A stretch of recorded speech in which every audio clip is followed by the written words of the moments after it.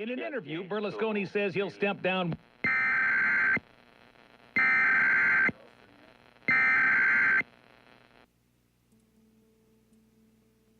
Don't worry, this is only a test of the emergency broadcast system. If this had been real, there wouldn't be anime music playing in the background, obviously. But since I have your attention, allow me to tell you about our little program here. This is Heavy Storms, a panel dedicated to cataloging the worst of all disasters, bad anime. You see, every season has a new flood of anime hitting the airwaves and streams, and a significant portion will prove themselves to be horrendous. We have lived through disasters that will turn your hair white and leave your eyes wishing for sweet release, and thus we have found ourselves especially suited for looking at these now bygone disasters and researching them to see what went wrong and gain a better understanding of this medium and how we can avoid doing this ever again. So far, so little with success. My name is Jonathan, and joining me today are Megan. Hello. And Tom. Hi. Our panel will change every transmission with me in the lead, but we will always aim to go over the very worst or most infamous train wrecks, or simply the most hotly debated of these storms. At the end of every transmission, each of us will also give our own rating to rate the category of the storm, with 1 being weakest and 5 being the most damaging. With that in mind, I have decided we will start this little program off with something a bit on the lighter side, but because I had not watched this particular show, I was not aware we were going to end up with imperialistic softcore porn. How does this always happen? So this transmission, we will be looking at Studio Sebic's Upotte with 2 exclamation points, because fuck you. Because anime. Where do I even start with this? I know where to start. We can start with the description that Sentai provided on the back of the box art. Go for it. Hold on. Gotta prepare my announce voice. Kiss, kiss, bang, bang. The arms race takes on a startling new development when the arms come with heads, legs, and very feminine bodies attached. Yes, at Seishu Academy, every girl is literally a lethal weapon, and they're all gunning for the top shot at getting their own personal serviceman. Needless to say, it's going to be difficult for newly recruited human instructor Gengoku to adjust to working with a living arsenal of high-caliber cuties with tricky names like FNC, Funko, M16A4, Ichiroku, L8581, Eru, and SG550, Shigu. Especially since many have hair triggers, and there's no bulletproof vest that can stop a really determined Koen. Gengoku will have to rewrite this operator manual on student-teacher relationships and pray that his job description won't include having to field strip and reassemble one of his cadets in the dark. But unfortunately, for him, FNC is already thinking about becoming his personal weapon, and she usually gets what she aims for. Get ready for explosive situations, armor-piercing rounds, cheap shots galore, and one very cell-shocked homeroom instructor. I don't know what's worse, that half of that was false or that half of that was true. I was going to say, I don't know if I've read such a giant pile of lies since the last time I read a story about Trump. Or the last time you looked at any 90s OVA box ever. Touché. Ah, yes, the Western anime licensing industry, purveyors of just full-faced lies and promises of titties since forever. Well, yeah, that's wrong on several levels, but that the teacher-student romance plot is only like 1 of 3 things. Yeah. It's like completely selling short the other weird elements. With the Vietnam reenactment or the other stuff. Or the slice of life stuff. But we'll get to that in the beginning. Now, you said you did research on this one. Yes, but first I think we should mention that Studio Sebic is one you may have heard of. They were popular in the 90s and are responsible for shows like the genuinely great Die Guard, the classic Zoid series. Nadesco. Yes, Busco Renkin, unfortunately, love Hina. Ugh. Oh, and 3 shows we're all very familiar with. Rin, Daughters of Minomis, or however you pronounce that. Nemesine. You know, the show that's basically just torture porn. Tokyo ESP, a real clunker of a show I had to sit through for seasonal reviews once, that we actually voted the worst show of a particular year that we all happened to watch. And, of course, I would be remiss if I did not mention they are responsible for Tri-Ajax. Oh. Oh, yeah, that was... Danny's not even here, and I can just hear her wincing. Oh, God. So, yes, we're not exactly dealing with a quality studio here. Not in well over a decade. Zebek still does some interesting stuff every once in a while, but for the most part, it's just not good or forgettable. And Upotte is more in the not good category, because I'll give it one thing, I'm not going to forget it. Forgettable is not really. That's true.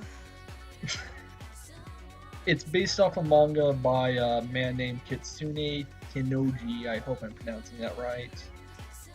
And what I was gonna say, and like a lot of gun otaku fetish stuff, it runs in Young King Hours, the same magazine that runs stories like Hellsing.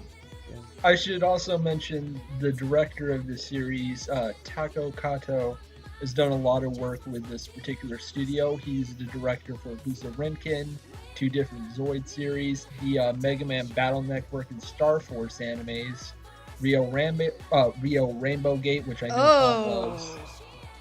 No, Tom loves it. It's... Oh, and Tri-Ajax. So he's basically one of those workshop directors, in other words. It's surprising how aimless this is, despite the fact that it's based on a manga. Well, I think the manga is mostly slice of life until it decides to suddenly have a plot, and we wish it didn't. Oh, God. Yes, as you heard before, the basic premise of the show is that a man simply known as Japanese teacher... Yes, that amused me. Even the teachers call him that. He has no name. That is how pointless he is. Oh, he does have a name, and he's related to John Moses Browning, a famous inventor who basically revolutionized guns in the 1800s. It never comes up in the show, but it is in the manga, and he did not know that, but apparently the bad guys didn't kidnap him because a plot needed to happen, I guess. Anyway. Yes, the premise of the series is that he is teaching at a school for girls that are also guns, because anime just needs to cut to the chase. Yes, because apparently they live in this horrible existential nightmare of a world where there are girls who are guns. They look like people, but they are still guns. If they have physical ailments, it is because their gun parts are malfunctioning. They never age because their ages are based on their calibers. So all they can do is go to this school where apparently just people know this is a thing and live out this existence mimicking humans. I should also mention that the only confirmed humans at that school are Japanese teacher and those construction workers in that one festival episode.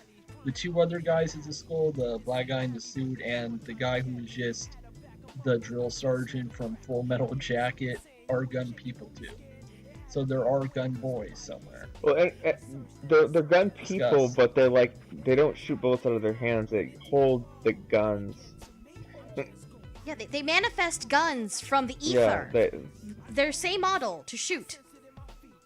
So they're gun in person form, gun in gun form, and they also have like Hetalia-like conversations about what countries they're from.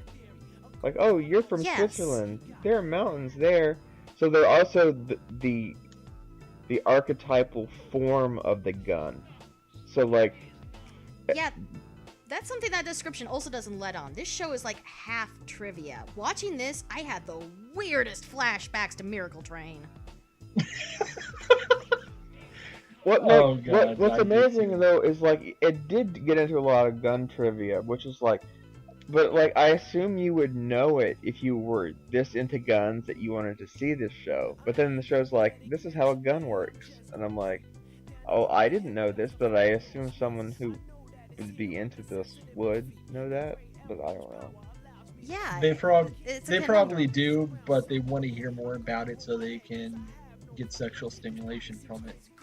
Yeah, I mean, it doesn't make any sense. Unless you are deeply curious about learning about these various assault rifles, then none of this trivia is going to make the least bit of sense or interest to you. And if you already know, this. It's not educational at all. And yeah, they all are assault rifles. It's not like handguns or shot. Well, there is a shotgun in, I guess, the final episode, but it's all. And there's also those girls who are like submachine guns and are in like elementary school. So yeah, these are not ordinary girl guns. These are military grade girl guns. And yeah. Yes, let me go ahead and run down who our main cast are here. Cheerleader, so and so. What's her face? The ugly one.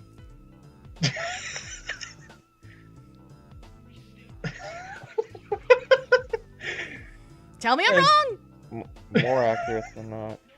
Okay, first off, do not make fun of Iru. I will fight you.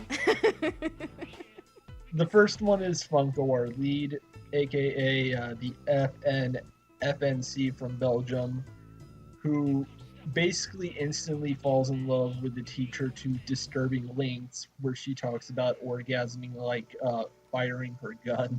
Oh god, yes, shooting. But he has such strong hands. Oh, and if he just put those hands on me and hold me like that, I just might shoot. Oh. I'm really glad they kind of shelved that joke for most of the series. Yeah, that's what, yes. I had to deal with it every They open episode. on that with the first episode, so that's your introduction. And No. Technically, the opening's even more bizarre. Because, like, before even the opening, the girls are just wandering around, and they talk to that German gun teacher, and it's some weird conversation about flowers and broccoli. yeah. It's actually a lot of cultural jokes, but it all relies on you knowing basic German stuff. Like, I had a German friend actually tweet at me when I was talking about these weird jokes, and he pointed out the logic behind it, and I kind of got it from the context, but it doesn't make the jokes suddenly good. It reminded me of Hetalia. And then the rest of the episode is about how Funko has a giant fucking crush on her new teacher. And he sees her panties, her thong panties, because she has a skeleton stock. Yeah.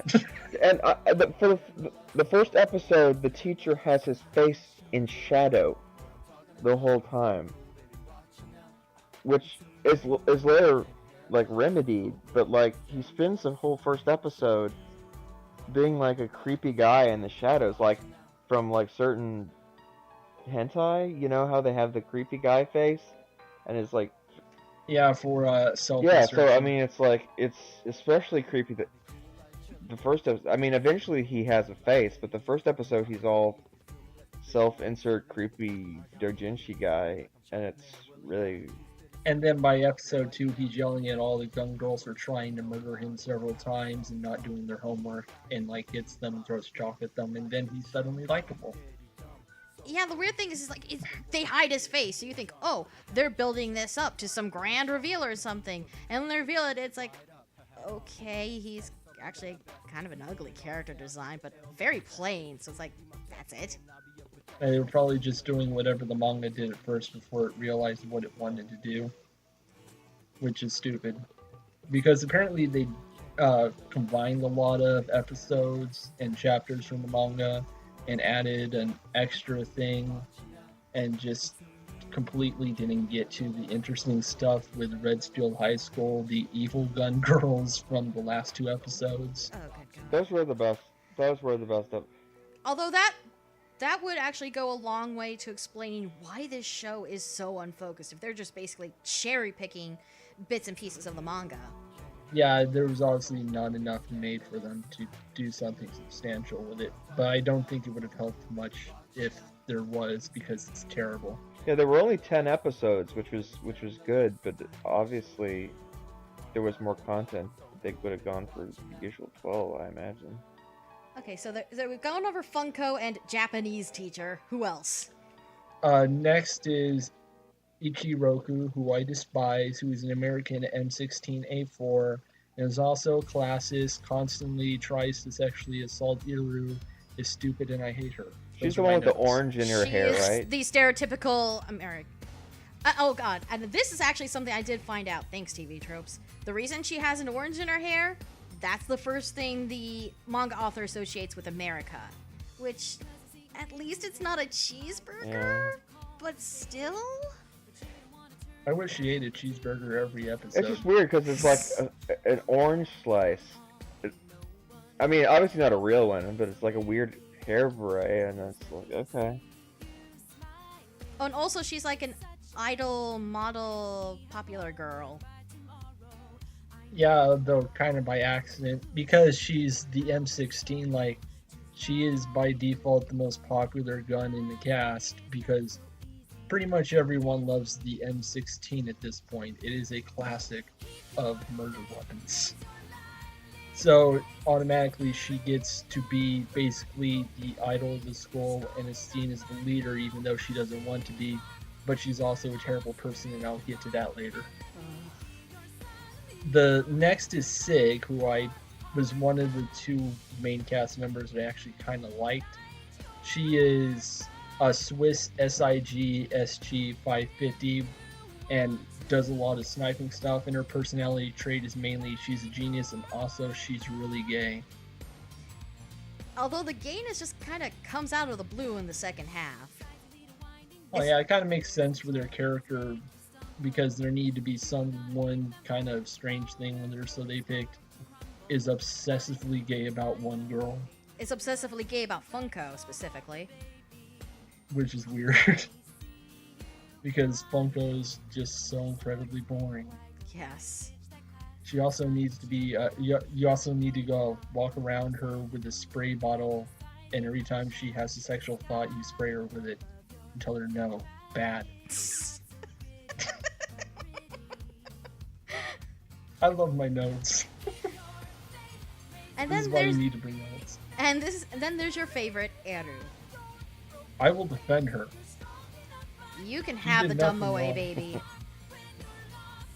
She's the British L85A1, a gun and famous for being a complete fucking failure. So she's basically handicapped in this universe, and everyone either thinks she's lame or pities her.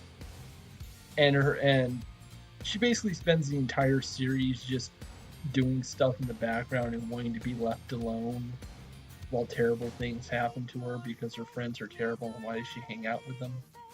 Sig, the only reason I like Sig is because she's the only one halfway decent with Iru. Yeah. I liked her just because she was the only competent one. Yeah. Iru, you have to give Iru credit though, because she does come through a lot in the series despite constantly breaking and vomiting. True. But yeah, like... That's actually like one of the few running jokes in the series I kind of found funny. That's the main cast, and interesting, they're all middle schoolers. So the show was focusing on like the junior high girls with all of this. There were also like the elementary school girls and the high school girls. But the show... Yes, 3 of the girls have basically One-sans. So... No, 2 of them. And a lot of the jokes are like, this gun has a big, grip or whatever, so it like correlates to she has a big butt, or this gun This gun has a changeable barrel, so you can be in 2 different modes. Which means putting your hair up or your hair down. I'm not sure that's putting your hair up, because it's basically just like really short, almost shaved head, and then it's really long hair and she goes crazy. So, Although I yeah, want it's- my answer question of what the hell the one with the weird ponytails is supposed to represent, where she has like 2 sets of Oh, the pigtails Fountainhead? and then 2 long Yeah. ponytails at the base. Yeah. She was 2 nicknamed at the base. Fountainhead Oh, or She whatever. looks like a bug in silhouette, basically. I wrote down her name. She's Tay. She's a Taiwanese T91, and that's all I know. Yeah, they didn't really get into her. Oh, And her incredibly gay friend with the awesome short haircut is Og, the Australian steer, Og A1, the one with the 2 barrel modes, and I could totally see her in canon at one point saying, "I can't get up, I'm gay." Yeah. Well, that's basically most of her storyline. Is she is also gay for Funko for no particular reason, and just cannot spit it out. It's just, yeah, that's pretty much her entire character, and it's the waste of a perfectly good character design. Just her short hair is great. I want more of that. Thank you. It's very cute. And they're also apparently like cat girl guns and elf No. guns. No, it's a dog girl. Oh. It's a dog girl and an elf. I know that the dog one was an Israeli gun and the elf was a Finnish one. I wrote down that too because I prepared. Aren't you special? The elf is Sako, a Finnish Sako RK95 TP, whatever that means. And she dropped in from a goddamn hentai manga. Yes, her pretty much. and her only character traits when you first meet her are sadism and gay, and she like spends like 5 minutes shooting Funko in the guts at point blank range. After she touched herself, you can actually see Fluids. Yeah.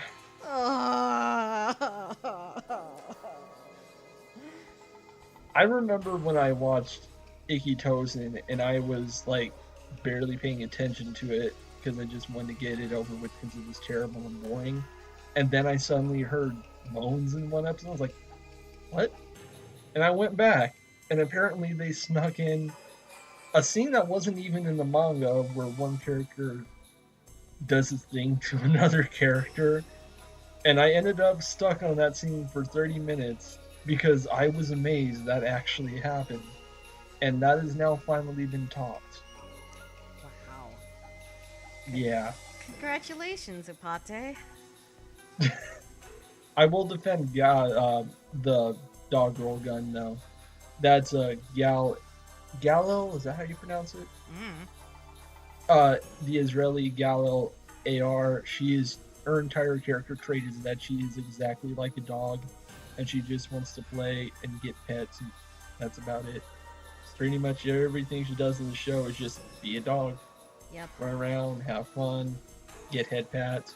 For some reason, she becomes instantly fascinated with the most boring girl in the cast that I didn't even bother to write her name down. Oh yeah, Funko's other friend. And one of the like Ichiroku's sisters. Yeah. Was that the one who does all the puns? Oh, I should also mention. No. Oh yeah, we should mention the high school kids. 2 of them are related to the main cast, and one of them is not. But her little sister appears later on in the last 2 episodes, and basically does nothing and has the exact same character design for some reason.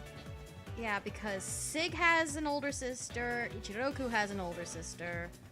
Sig doesn't have an older sister. That's where you're getting confused. Oh. What's Ichiroku's sister is the one who makes all the terrible puns. Which admittedly is part of one of the few moments in the show I found sincerely funny. Yeah, she was. I think the only moment in the show I found actually laugh out loud hilarious is when the Japanese teacher has a fantasy sequence during the school festival planning stages, and he imagines the maid cafe and all the girls as maids, and it looks like he's setting up for something gross, and then it ends with him ordering all the girls to go do their fucking homework for once. And they're like, yes, sir! But yeah, there's this one point where the girls are having like a 3-on-3 fight, and Michiroku's fighting off against the older girl, and she defeats her through the clever use of a chestnut tree and puns. Yeah. Yeah, she just gets so mad at the older sister. Her name's Ichion for some reason, and she like bats a chestnut back at her, and and for like 20 seconds of the runtime, the show just slows down and shows their shocked, empty faces as they just realize they did this incredibly stupid thing as both their balloons pop. I'll give the show this. That scene, A+ faces. Yes, I will agree there. Episode 2 is weird for me because episode 1 was one of the worst things I've ever seen. And then episode 2 I genuinely enjoyed because it was mostly just about the girls having gun battles, got some cute character bits, and even got one dirty joke at the end that was actually kind of funny where the sniper older girl revealed her secret position to improve her grouping, and it's just an embarrassing pose. It's like just a nice little episode, and then the show never gets any better. Yeah, it's hard to know where to start with a plot because it really doesn't have a plot. Like I said, half of it is gun trivia, a quarter of it is slice of life nonsense. It goes through all the usual things like school festivals, beach episode, bathhouse episode, and then a quarter of it is war games. And the war games is always the most competent part. I think the best way to divide it up is, half of it would be war games because half of the episode count is dedicated to actual story arcs, and the other half is nonsense. Like episode 1 is slice of life. Episode 2 has a gun battle, introduces you to more of the world, actually does stuff, and then you have more nothing, and then you get the episodes at the tournament revolving around Sako and Galil trying to take over the school somehow by hurting Ichiroku, and then you have more nonsense, and then you have Metal Gear Solid 5. Well, I was gonna say that nonsense includes the school festival episode, which arguably might be the best one, at least had some of the most inspired gags, and then the beach episode, which bleeds into the Metal Gear Solid shit. Yeah, pretty much. I feel like I don't even know where to begin with this show after it. Hey, Tom, why don't you pick a place for us to start, because I don't know either. Oh, jeez. Well, everybody's probably familiar with episode 1 because when it came out, it was kind of like a big controversial thing. No. Yeah, I would imagine thong jokes and then and then a school shooting would be controversial. Yeah, the stupid thong joke. And it keeps coming back up! Yeah, the teacher keeps like mentioning it and for some stupid reason, and then she gets mad and shoots the him. baka thing. It's very much the classic, oh no, I've mistaken you for a pervert, something baka hammer hit, except now it's a gun and it's far more horrifying. Because you see, guns, as this show only once mentions, kill people. No. See, there's some exception, which we also don't learn until the very, very end. These gun girls cannot kill people. They can kill other gun girls. But if a normal human, say a Japanese teacher, gets shot, well, they just magically heal right up. And I don't think the other gun girl knew that. And I because remember she's seeing very that. frustrated that he did not die, even though she is a gun girl and should know this. And that is just some military grade bullshit. Yeah, but at that point I was just tapped out, so I couldn't get angry. I had a moment of, really? And then I was just like, yeah, at least it's almost over. Pretty much. It's just, oh my god. But yeah, the thong running. Why, of all the things, why did they have to keep rolling with the Funko has a giant crush on the teacher? Why did they have to keep running with the thong joke? Like, at one point, he gets sick. She shows up at his apartment and, tidies up and makes him food. And, which that alone is like, no, no, no. But then it comes back to the thong. The fucking You guys thong. keep going. I'm gonna look up the lyrics to the thong song. No. I just remembered an episode of American Dad where they had a guy do a acoustic, slow version of the thong song, and it's just the most amazing thing. But yeah, after that, there was more. There's all the sort of Hetalia country humor as we establish who the guns are, and like she's from Belgium. She likes chocolate. Chocolate is also from Belgium. And she eats waffles. Yeah.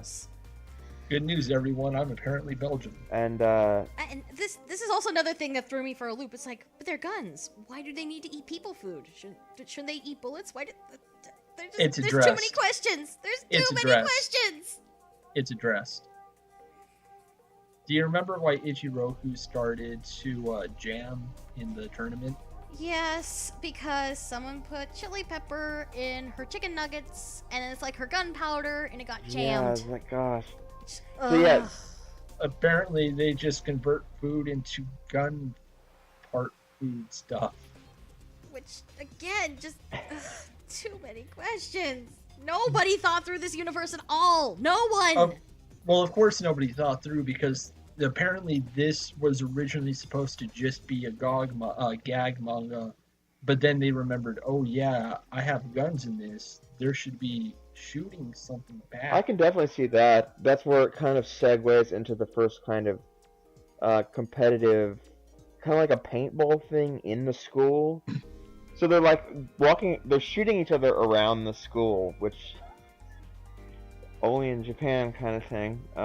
They have balloons on their heads. Well, but the thing is, this is a gun girl school, so they don't have things like homework or quizzes. Oh no, they do. They just don't do it, and the Japanese teacher's very upset by this. But most of their homework are these tactical exercises, basically. Or possibly other actual learning, which is why the Japanese teacher's here, but they never fucking do it. And so he throws chalks at their head. And yet, so I'm really wondering if they actually learn anything. to pop the balloons, they had to. It was finished with the big chestnut tree thing, and then it kind of goes into introduces the high schoolers. One of whom is an elf, the horny elf, and the other is the dog girl. And then they go to like a Vietnam reenactment thing where we have a whole little jungle on campus with like shacks, like straw houses. At more than one point, Ichiroku has the equivalent of a Nom flashback. Because she actually was a nom. Yeah, because it as it goes on for like minutes they at a time. They talk to each other and they'll like refer to the guns being used by soldiers. So like it references their like being, like I said, like the archetypal gun that other people have used historically.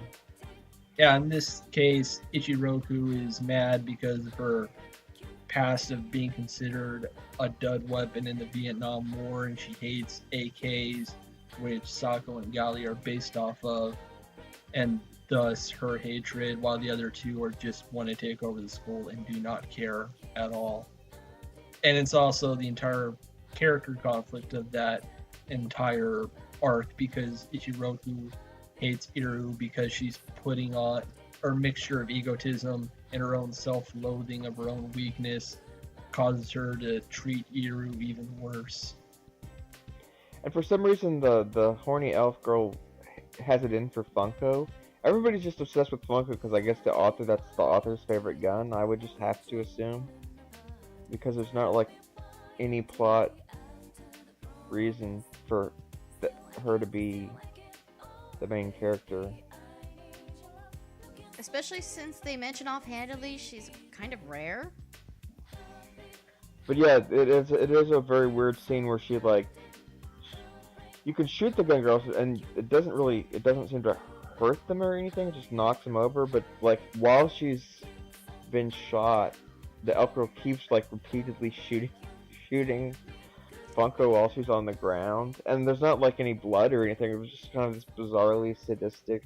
Yeah, because that's the thing. They can be shot, but they can't die. But they can No, break. no. But if they fall apart, is it like their human parts fall off? Oh or no, does it turn that into gun parts? that was addressed in that arc.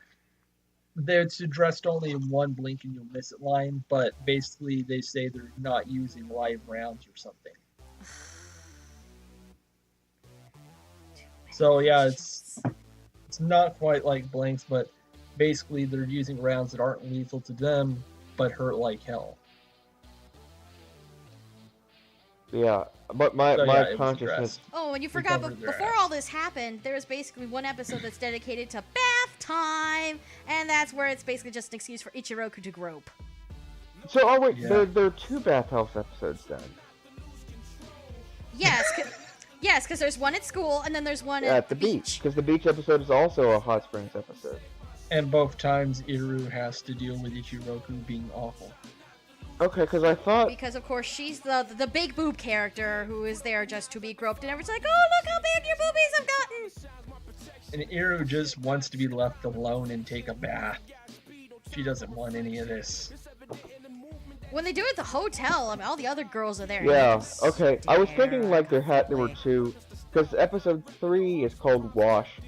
Oh yeah, and there was that one time Ichiroku basically molested Funko.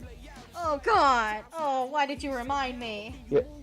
Because we all have to suffer. Episode 3 is called Wash and Scrub, but there's also another episode. Episode 4 is called Sing Compete. That was they did an idol thing, right? My consciousness faded in and out as I was beaten numb by trivia and.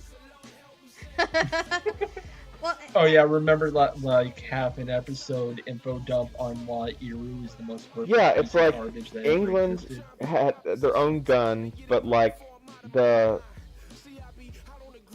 what is it? they had to cheap out on material, so by the time of the Falklands War, it had devolved into this plastic piece of crap that broke down all the time. What is the? Basically, they finally made their big weapon that used a particular type of round. I think it was the sig rounds. No, that's I don't remember, know. but they had to rush it out, and the end result was not good. And it got to the point that even English Special Forces didn't want to use the thing, and they just went to the AK or the M16. Yeah, it's. I mean, it's almost kind of interesting. It's just so contextless, and it's like, this is why she has big boobs, because gun manufacturing. Oh yeah, there was a little thing about how the Funko was like a state-run, was built in state-run factories, factories are but now state-run. that it had been privatized, and like it just come up like, oh, aren't you made in state-run factories? And it's like, well, actually, I've been privatized now, but most of my parts are still compatible, whatever. It's basically just there so Gano Taku can whack off, imagining, hey, these are your guns, but what if they were girls that you could also fuck, but they were still guns? As one fantastic anime reviewer, Nick Creamer, once put it, what if gun and girl? Oh, and just as let me segue in something. So I think I understand how this world works based on what I saw from the last 2 episodes. Basically, whenever a new type of gun is made, a new gun girl exists, and it's basically the manifestation of that gun's existence. But it makes me wonder, if the gun girl dies, does that mean their gun disappears from the world? Yeah, what happens to like antique guns? Are they just like in an old folks' home full of like perpetually teenage and junior high girls that are models that are no longer made? Oh, I just figured it out. The gun just stops being manufactured.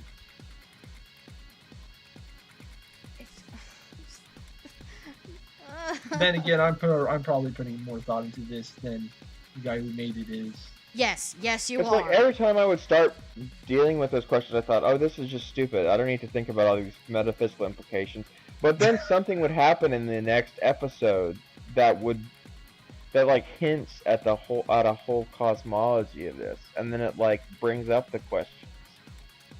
And it's like, no, you don't go down that. They're guns and girls, and you just accept that. But then like something weird happens, and They're guns and girls. Don't worry. Look at Heroes Tits. So I'm trying. What did happen between that first war game tournament with Galileo and whatnot, and the beach episodes? Like there was a winter episode. The somewhere snow in episode there? was The like school- almost a pure slice of life episode, and so it was. Yeah, and it had the Japanese teacher getting a cold and having to stay home. And so Funko goes there to check on him, which would be fine, but then Ichiroku also comes, and it's terrible. And finds his ruins porn. everything. And she's like, Yeah. oh, look at me, I'm a big booby lady. They have there's like they make the snow angels, and there's a snowball fight, and I think Arrow makes like 1 million giant snowballs, and they all get crushed in an avalanche. Yes. And that's kind of cute. Like you could almost imagine an Azumanga Daioh sketch doing something like that. And then I kind of wish that didn't have a punchline. It would just be a better moment for it. Like instead of all the balls dropping down, they just stay up there and you're just sitting on top of them, like drinking hot cocoa. Just let her be cute and enjoy herself. Don't keep trying to have people molest her or call her a dud or something. Stop that. So No, the bad snow shit. episode was like very low on trivia, or no, they made dinner, and it was chocolate and cheese. Yeah. And tomato. Oh yeah, the fondue Yeah, the in the end. 'Cause fondue. They made it Belgian themed. Yeah. With mochi. Yeah. Because Sig did it, and as we all know, Sig is really into Belgian girls. Although I'm just thinking, like, tomato and mochi? Like, chocolate, okay, that works. But tomato sauce? Cheese? Wait, how is that weird? Like almost like half of all Mexican dishes ever made revolve around mixing tomatoes and cheese. No, but the thing is with mochi, so, you know, those sticky rice cakes, which are usually sweet. I mean, it's not quite the same as swapping in bread cubes the way you would for traditional fondue. Anyway. But girl and gun. Yes, and that's what. Let's see. After that was the school festival episode. School festival slash. Would you guys agree with me that was the best episode? Or at least the most inspired. I'm honestly on the fence because I think episode 2 is generally the best episode because it doesn't have any bullshit and it's just enjoyable the whole way and didn't make me want to die at any point. No, I will give it runner up. Episode 10 was my favorite. I mean, there were at least some inspired takes on the whole typical school festival stuff. So, like, instead of a haunted house, it's a recreation of the Maginot Line. When they do a desert theme, they actually theme it like Israel. So they knock out walls, bring in sand, bring in camels. Instead of putting Full Metal Jacket guy in a dunk tank, they put him in a barrel and you stab him. Or in the maid cafe, you either serve like cutesy regional foods, but you also serve military rations. Which, I'm sorry, show, no one describes military rations. Yeah, it also had the little delicious. grenade cakes or whatever that exploded. Yeah, the weird little like pineapple cake. Yeah, it's actually kind of neat. Like, there was some inspiration here, and if the show had been more like in that vein consistently, it would have been a lot more enjoyable. Yeah, less school shootings. Yeah, if it was just like, yeah, this is ridiculous, let's roll with it. One thing I did note here is that you can honestly tell this was made by a straight het guy because every gay character is basically a joke. Yeah, Yes. Or is Sako and is kind of a monster. Yeah, the gay subtext doesn't really come in until the second half, and when it hits like a fucking train, and it's all focused on Funko. And then there's that So yeah, that's definitely his gun du jour. salesman named Flower or whatever who had like an afro and was like, Oh god, the weird, randomly gay stereotype gun like, sellers Flower was wearing high heels and makeup. and he was that's Why? totally what the No show idea. needed at that point. because gay people are weird. That's the joke. Dirtly dirtly derp derp derp. Yeah. That episode's title was "Take a Look, Scold Someone." So the episode titles are actually pretty cool. You gotta admit. Nah. Eh. Unfortunate thing we're gonna have to talk about here is that we're gonna have to bring up Japanese imperialism because it's kind of unavoidable when explaining why this is bad. Yeah, when we get to the last arc, because the whole thing's like, oh, we're going to an island, beach, hot springs, whee! Yeah, but to set it up, I do want to point out that I don't think the person who made this series understands the gravity of what it means to fire a gun. Well, of course not, he's a gun otaku. And he lives in Japan, a country that has incredibly strict gun control, which has led to less obvious gun crimes, but has resulted in an entire subculture of otaku not really understanding what it means to own and use a gun. Yeah, just because you have, a perfectly recreated airsoft rifle is not the same thing. Yeah, I've seen a few other shows that have had the airsoft thing, but I actually like those. Like, there was one Gainax did while back, that, or whatever. C3B. Yeah. There was God, I wish I could Haru remember. Cross Machine Gun? Yeah, that one was actually really good, and I recommend it. It's a very cute character drama. And the third one was a show that Parrot did that was just basically a long series of absurdist gags where the main character was like an... Yeah, she had like pink hair. It's based on a shoujo manga, and that was the weird thing about it. Yeah, but I know what you're talking about. I can't think of the name. Yeah, like... It had like an episode where she was trying to beat a guy in an arcade game, and her solution was just hit him over the head with a fake plastic gun. Yeah, that was a funny series. If I remember it, I'll leave it in the description. I just remember the jokes, pacing being kind of bad, but the concepts were A+. But yeah, the reason those shows work is because they're interested primarily in airsoft. They're just treating it as another sport, which it is, and kind of going into how people, like, why they play this, the types of emotions they get from it, and go into basic sports stuff like teamwork, drama between friends, stuff like that. And it works, and they all have a different turn on it. Like, one will be about a girl coming of age and discovering who she is.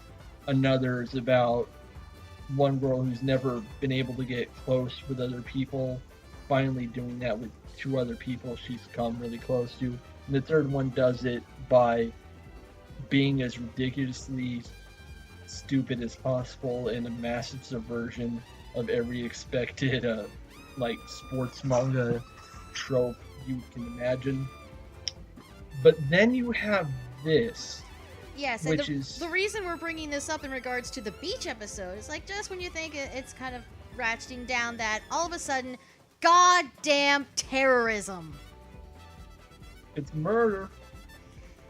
Yeah, the girls are kind of knocked out by these long-range shots, and it becomes an attack on this resort town by this other team of gun girls. We're all wearing the fox masks.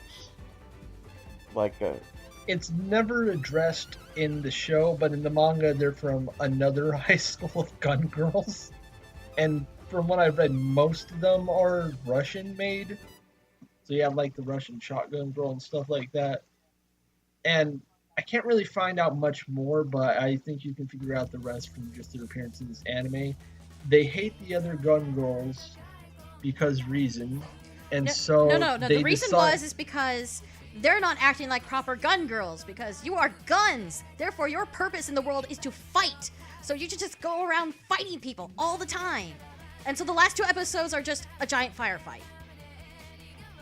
Yeah, and so like they basically blow up half of the entire town for no real reason, and then they go up to one guy at the end of the first part of the arc and are like, "Hey, you may want to get out if you're about to be a battlefield."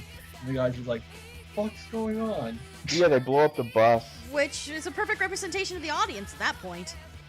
Like the episode What's going on? episode 9 begins with them like singing a field trip song in a bus while they're going to the beach. And then it they go to the beach, so there's bikini jokes, and they go to this hot springs, and then the terrorists blow up their And there's bus. molestation Yeah. jokes. Hiro just wants to be left alone. Why did he do this to her? It's just the most hard left turn I've seen in a while, and it is baffling to witness. And then there's like a dramatic moment where the Japanese teacher is trying to be the adult, like, "Hey, don't go into the fucking war zone." Like, "No, we're guns, you go away." And then they take out their guns and go into the war zone. It's like, oh fuck. And then he comes back towards the end of the last episode and gets shot and then magically heals, as we have mentioned. Yes, because he tries to stand in the middle of this when Funko is facing down the head evil gun girl, and he's like, no, you shouldn't fight. There's a lot about the last episode that I would say you would like, except I didn't care about any of these characters except Eru, so like the majority of my episode's experience to me was gunfire noise. Eru did something, gunfire noise. Yeah. There's Oh, the psycho lesbian's back. I mean, there's Gunfire not really noise. any tension to the action scenes because as the guns are immortal manifestations of their brand, they're kind of... They're not immortal. You've also haven't really... They can be You broken. also... It's mentioned in the episode right before it that all 3 of the girls who were originally attacked could have all been killed. In fact, one of them almost was, but the shot was just slightly off, so it just barely missed her in her vital spot.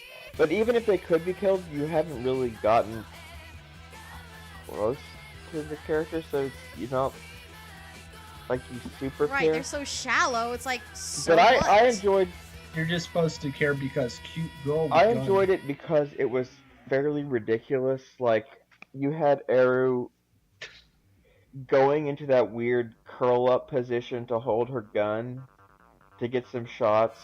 Hold her magazine in place because it was broken. Funko nearly overheats, so she gets a bottle of water out of the vending machine and pours it on her boobs. And it melts. Yeah, no, it turns It's to steam. steam because she's overheating from firing too much, which is so dumb. But then I think the grand finale is like Funko is like trying to face them down, and the bad ones start shooting the signs on the shopping street. So it says something like "Come out, Funko" or something like that. And then she shoots another sign, and it says something like "We won't give in to you." Die yeah, AKs. AK, yeah, AK yeah, die. and it's just so Except it's spelled weird because it's with yeah. a C and an It's I like instead of a D. Shinde, but it's pronounced C-I. It's like an actual like English sign, so it's like C-I-D-E. It's supposed to be Shinde because the C is pronounced as a she, which kind of works. It's so dumb. It's like it. Oh, I Japanese puns.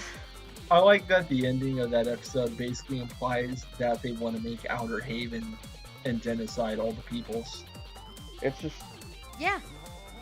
They want to make a gun girl paradise. So basically that means there has to be like a big boss gun girl somewhere with an eye patch, except it's not actually the big boss, but a fake big boss, and the real big boss was the other guy in the hospital at the beginning of the game. And there, I just fixed all of my plot holes in my games leave me alone. But yeah, But yeah, the whole plot is just reiterating that Japan does not understand terrorism at all. It knows it happens, it just doesn't quite get it. The only series I've ever seen that in anime that seems to understand terrorism was Terror in Resonance, which was all about trying to figure out what would lead to people doing extreme acts like this. And the hilarious part is that a majority of Western viewers thought it didn't get terrorism because the terrorists in the show were Japanese people and not what they, in their racist brains, think terrorism is. Fantastic. Go America. Yeah, I remember commenting while watching this, like, man, people think Americans fetishize their guns. Like, this show takes it to its most radical, literal limits. Well, the great reveal of episode 10 is that after they shoot the teacher and the teacher survives, they're like, you think we're bad? Well, guess what? Guess who made us? You did. Oh, humans are the real monsters. The funny thing is, I don't think the person who wrote this actually thinks that and just had to throw that in there for world building purposes, but he actually probably wants a gun to dom him. He most distinctly wants to fuck a gun. But that was the great finishing touch to the showdown. And then the other guns all leave. Unless you buy the DVDs, in case there's an OVA, but apparently it's just like a camping trip, and it's an excuse for more fan service. Yeah, that's basically most OVA episodes to garbage. Oh yeah, there was also the funny thing about how the Japanese teacher was like being advised by like this woman at the hotel that he didn't recognize. And it turned out it was just like the eye patch teacher, but she wasn't wearing her military uniform and eye patch. Oh yeah, the German gun teacher. Yeah, she has like discolored eyes, so she hides it most of the time.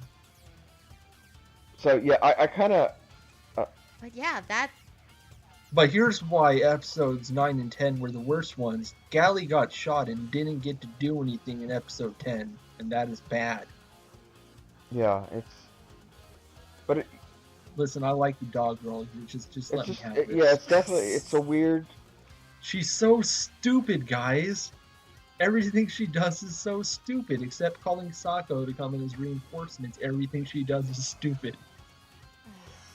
Remember in the tournament episode where after she's taken out of the match, she suddenly jumps up, is all wild, and looks like she's going to kill the boring one?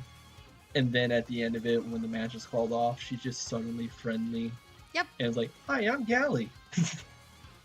And then later on, from there on, she just becomes that girl's pet.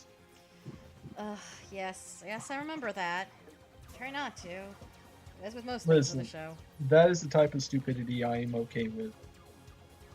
It's kind of an amazing stupidity show. It truly embodies the essence that is Upotte. It's 10 episodes, it does nothing, and yet it does so much.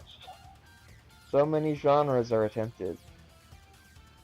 None of them are done well. And the best part is it is completely overshadowed because 2 seasons later, in 2012, a little show called Girls in Panzer came along, and everybody forgot about this one.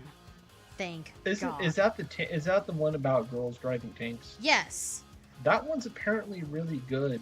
Yes, because it's basically a sports show with moe girls, but that was also, made by a decent studio and directed by a very competent director and just generally well handled. Yeah, I'll defend the director of this. I like some of his work. He gets the job done. He's not like doing anything particularly wrong. And the fucked up part is I think this might be his best directed show artistic wise, because if you look at the rest of his list of stuff he's directed, it's all more on the flat side, but this has like a good use of color contrast and interesting lighting decisions. Yeah, I would say and none of the show's problems are necessarily execution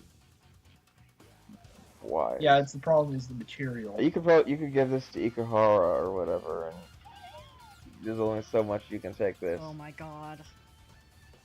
I can't really think of any anime director who could make this work, except maybe like someone who's really into crazy. Crap, what was his name? The guy who did Excel Saga. Oh, what? Nabe Yeah. Shin. Yes, he would. I think he could do something with this, because you would just make it as bad as humanly possible, and then we would all call it art. I mean, he literally made an OVA just like that, and even had a line in it where a girl's getting tentacle raped. This is art. This is culture. And his most recent series involved a guy who gained magic powers by getting sucked down a toilet. To Be Oh my Hero was God, really what- Yeah, strange. it was interesting. I mean, you can't. It was Yeah. interesting. Probably the most interesting thing he's done in years, but it was Yeah. weird. Maybe in one alternate universe he made this show and it was good, but unfortunately that's not the universe we live in. Instead, we got, three letters that should put dread in anybody's heart. ONA, original net animation. And we got what we got. Wait, this was an original net animation? Yes. Shit, I thought it was televised. No. I'm actually kind of impressed now. Really? Yeah, because have you seen other original net animations? This makes those look like trash. Well, the only other one I've seen any footage of is Gundam Thunderbolt, and that's a completely Yeah. different thing altogether. I mean, the only other ones that are more well animated than this are just like pilots for series that later get televised series, like Wish Upon the Pilates and Kiyoso Gaia. Never heard of it. Kiyoso Gaia, you know, that one. Oh! I misunderstood the title. Okay. Yeah, it's a bitch to pronounce.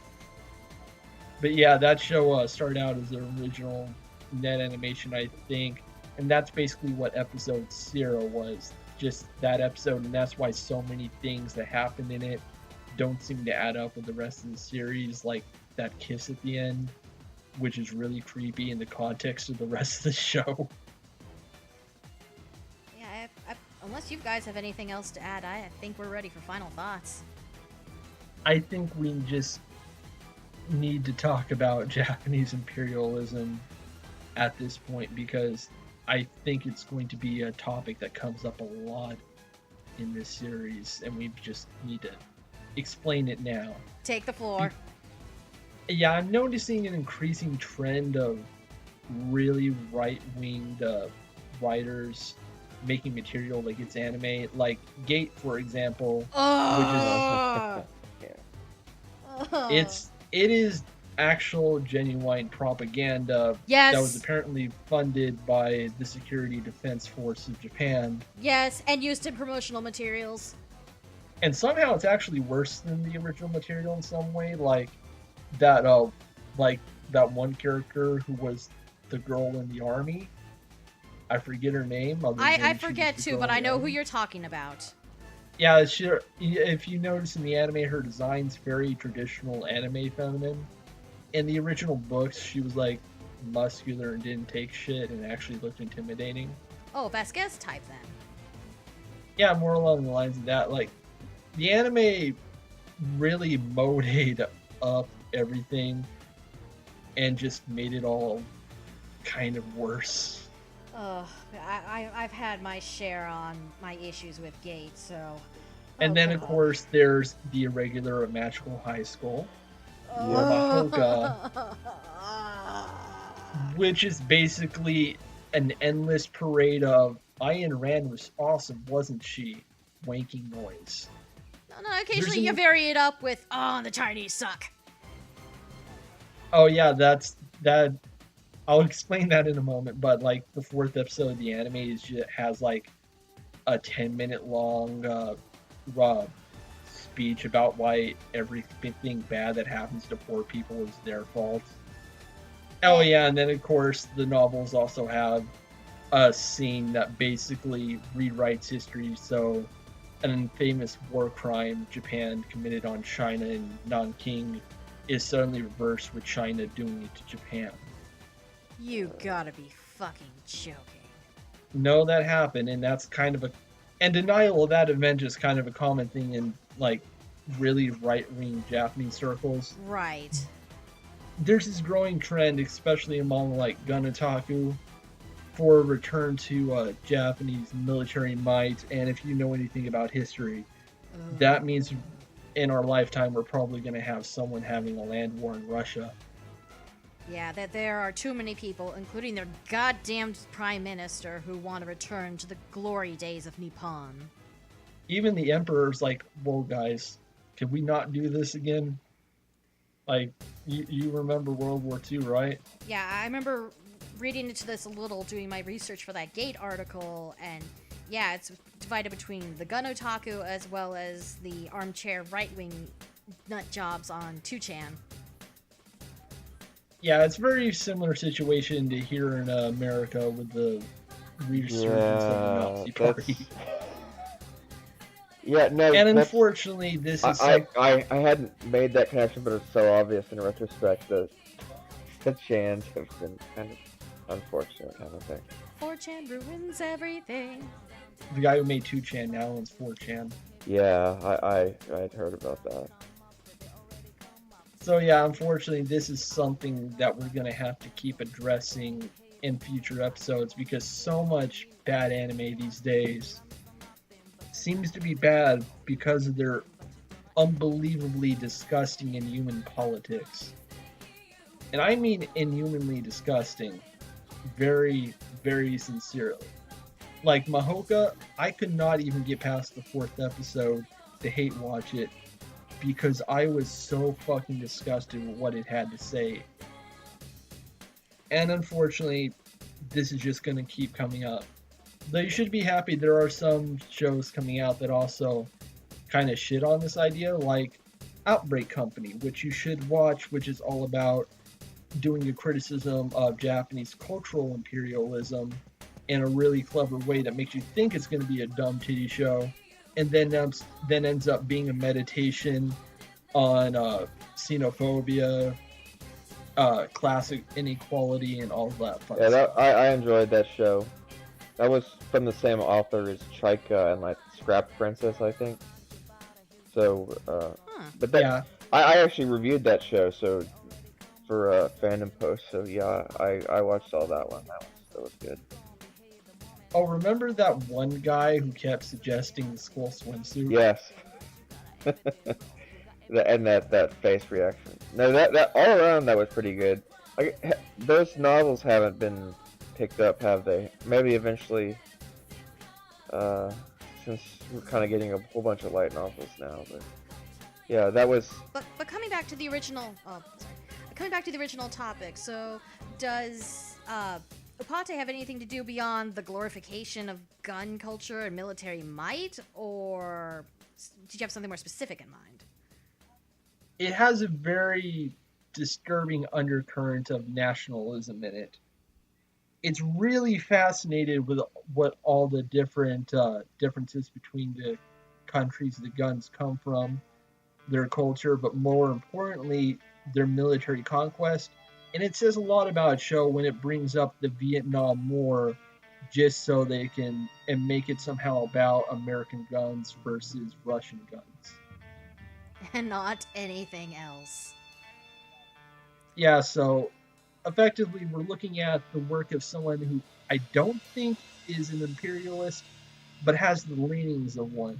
He doesn't see the world or these particular events in the terms of how it's impacted people, but how it's impacted the reputations of militaries and gun manufacturers. And that is genuinely terrifying. Yeah, definitely. Yeah. I also remember in episode 9 that the masked gun girls were very angry at the guns, not only because I guess they were decadent gun people refusing to fight, but there was also like some comment about that they were all Western. Because it was like it was. Oh yeah. I think that's just a school division thing now that I think about it, because they're technically Western. Yeah, I guess. Yeah, I think there's like a German gun at one point. Well, they're based on Soviet era Russian guns, so. No, I mean in the manga, one of them at that school is also a German gun. It was something like that. But it's more like a division between where they exist in Japan and high schools. I couldn't help but be like, that huh? might be a little reach. But yeah. Though I do have the suspicion that this person would be okay with a land war in Russia. Oh yeah. History never learns. Nope. Upotte it's a series that I find is just kind of occasionally shockingly no, but mostly meh, and then like what?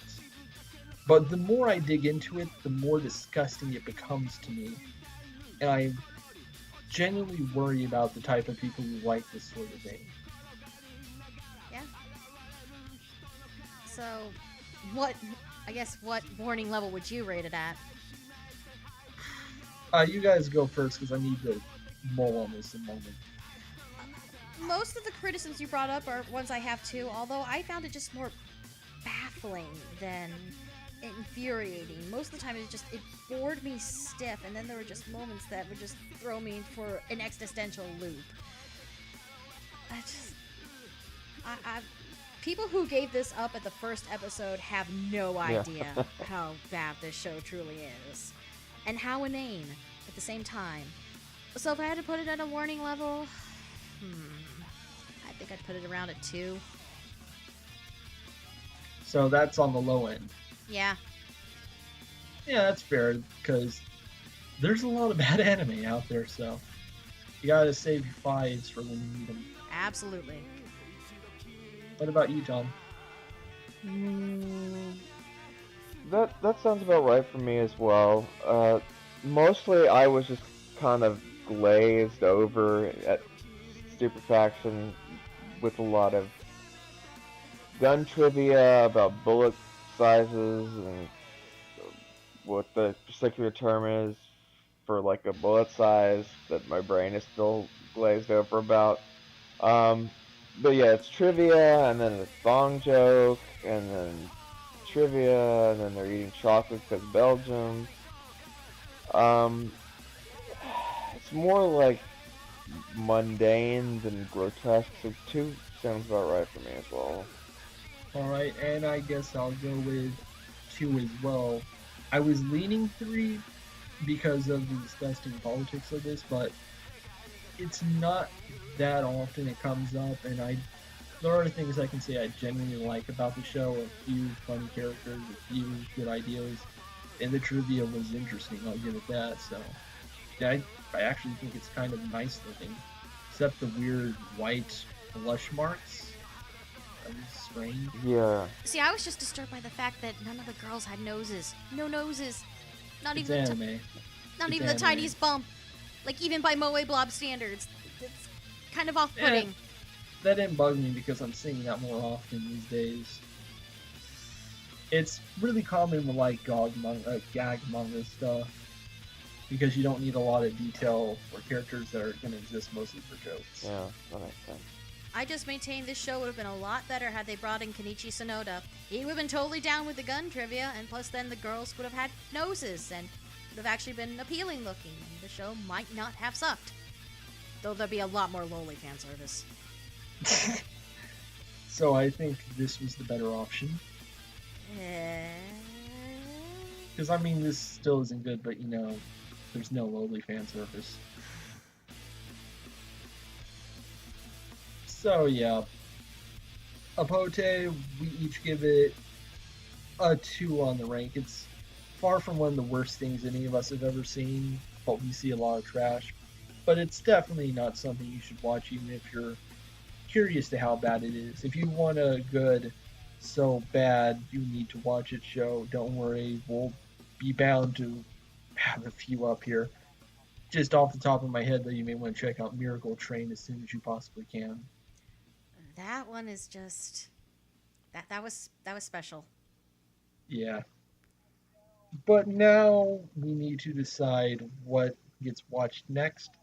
Since I haven't picked out the next panel yet, and I don't plan to do it until after recording each of these transmissions, my idea is to let the current panelists each select their own bad show, and I get to select one to subject the next panel to. Oh, you guys are gonna pay for this misery. So what did you pick, Megan? First Love Monster. God damn it. Why? Because I still remember that. I still remember reviewing the manga. I am still shocked that got made into an anime. Is this on Crunchyroll? Yes, it is. Okay. Because that's kind of important.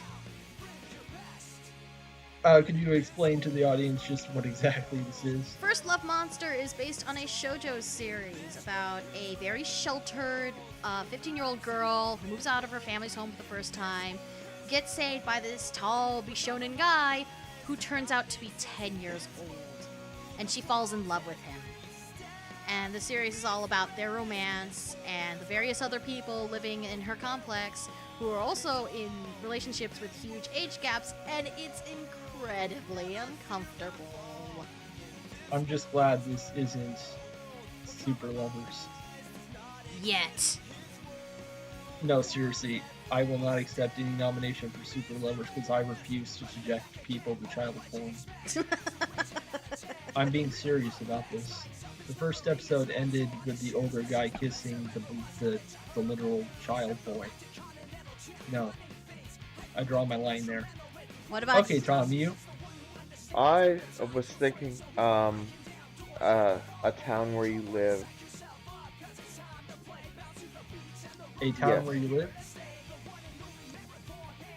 It's on Yes. Crunchyroll, right? Yeah, that it was there. I haven't seen it personally, but I have heard of its reputation through its nickname, A Town Where You Rage. And the only thing I can say is it's from the author of Suzuki. What? Suzuka. Why is that drawing a blank? Shonen Koji romance Seo. about a guy. It's What? Ask Walt about it. It's a shonen romance about a high school guy who chases after this track star who's super fickle, and it's this long extended thing, and I think he ends up knocking her Yeah. up. Oh, I remember Yeah. what you're talking about now. The one where the girl suddenly dies and then gets replaced by a girl who looks No, that's exactly like her. Fuka. And Yes, Oh. I Same think author. it's it's the same author. Same So author. yeah, I sort of liked Suzuka until the end, and it made me angry. And then I know of Fuka, and it sounds trashy. All I know of A Town Where You Live is A Town Where You Rage, but it definitely sounds like, just knowing as Koji Seo makes me feel like it's going to be terrible. well, I guess I will look into these and decide which will be more interesting to subject people to and subject myself, because I just realized the flaw in this whole structure. Too late now. But yes, we will be sending another transmission at a later date for one of these shows. Until then, this has just been a test of the emergency broadcast system.